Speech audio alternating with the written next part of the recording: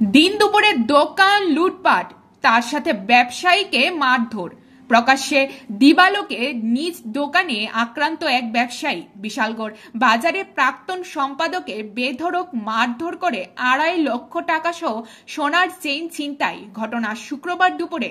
জানা গেছে, লেনদেন সংক্রান্ত ঘটনাকে কেন্দ্র করেই ব্যবসায়ীকে মারধর করা হয়েছে।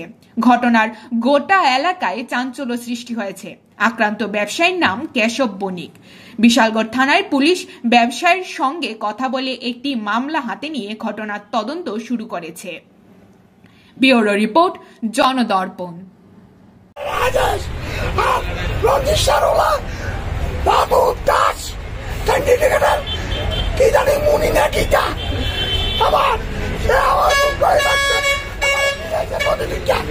আমার হাত দিচ্ছে না, 3 মিনিট হতো না, আর হাত দিচ্ছে, হাসি বুঝতে হচ্ছে না।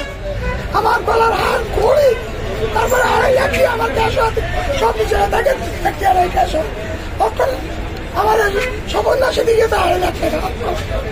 আমি ভিডিও 1.5 টাকা দিলাম বলে টাকা, ওখানে ইয়ে দিলাম বলে টাকা, তার দিতে না, তারা দিলাম বলে 25,000। কি কারণে এরকম করছেন?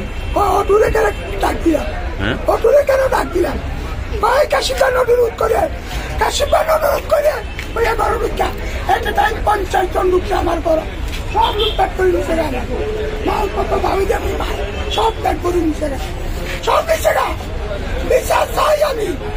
বাজার থেকে এখনো আসে না, এত বড় বড় আলাপ করতে বাবুলিয়া, বাবুলিয়া বড় বড় আলাপ করতে অনুষ্ঠিত সে আসে না।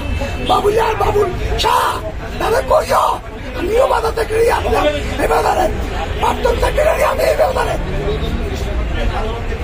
আমি কি চাচ্ছি, আমি দোকান খুলবো না, আমি